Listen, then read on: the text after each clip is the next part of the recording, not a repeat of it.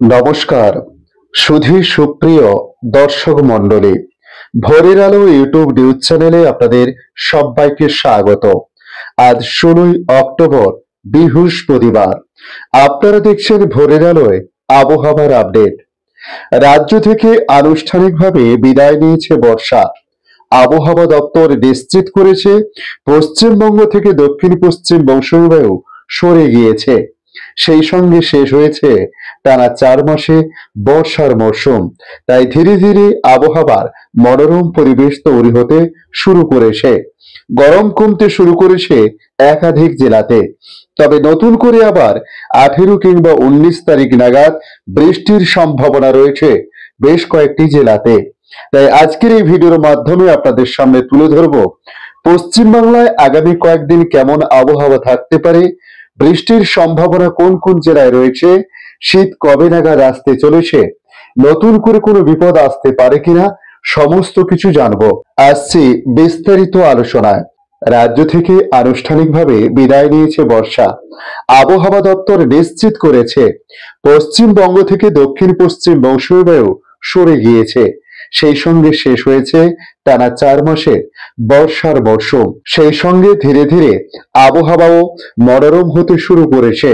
রাতে ও ভোরের দিকে গরম ভাব অনেকটাই কম অনুভূত হচ্ছে শীতের। আবহাওয়া দপ্তরের রিপোর্ট অনুযায়ী কর্ণাটক, তেলেঙ্গানা, মহারাষ্ট্র, গোয়া, মধ্যপ্রদেশ, ছত্তিশগড়, বিহার, ঝাড়খণ্ড, পশ্চিমবঙ্গ, সিকিম, উড়িষ্যা এবং উত্তর পূর্ব ভারতের কিছু অংশ থেকে দক্ষিণ পশ্চিম মৌসুমী বায়ু সম্পূর্ণভাবে সরে গেছে। বর্তমানে এই প্রত্যাহারের রেখা দক্ষিণ 24 পরগনার সাগর দ্বীপের মধ্য দিয়ে গিয়েছে বলে জানা গেছে। আবহাওয়াবিদদের মতে মৌসুমী বায়ু বিদায় ঘোষণার আগেই 3টি প্রধান শর্ত পূরণ হয়েছে। টানা 3 থেকে 4 দিন বৃষ্টির মুক্ত আবহাওয়া এই মুহূর্তে নেই। বাতাসে আর্দ্রতার পরিমাণ কমে আসা এবং বাতাসের দিক পরিবর্তনের এই 3টি শর্ত পূরণ হয়েছে। সর্বনিম্ন আপেক্ষিক আর্দ্রতা এখন প্রায় 56%, যেখানে এক সপ্তাহ আগেও ছিল 70%-এর উপরে। তবে আলিপুর আবহাওয়া দপ্তরের সর্বশেষ আপডেট থেকে আমরা যেটুকু জানতে পেরেছি, নতুন করে বৃষ্টির সম্ভাবনা তৈরি হয়েছে 18 থেকে 19 অক্টোবর নাগাদ। অর্থাৎ এই 2 দিনের মধ্যে উপকূলবর্তী জেলাগুলোতে বিক্ষিপ্ত বৃষ্টিপাত হতে পারে, কারণ নতুন করে সাগরে একটি ঝঞ্ঝার উপস্থিতি লক্ষ্য করা যাচ্ছে, যার ফলে বৃষ্টিপাতের সম্ভাবনা রয়েছে 24 পরগনা এবং পূর্ব মেদিনীপুরে। অর্থাৎ এই 3 জেলাতে বিক্ষিপ্ত বৃষ্টিপাতের সম্ভাবনা রয়েছে 18 এবং 19 অক্টোবরের মধ্যে।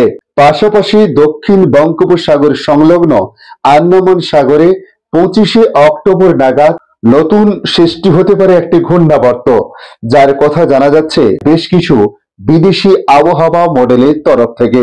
তবে সেই ঘূর্ণাবর্তটি কতটা প্রবল আকার ধারণ করতে পারে কিংবা সেটি দুর্বল হয়ে যেতে পারে কিনা, সে বিষয়ে আরো কয়েকদিন পরেই জানানো যেতে পারে।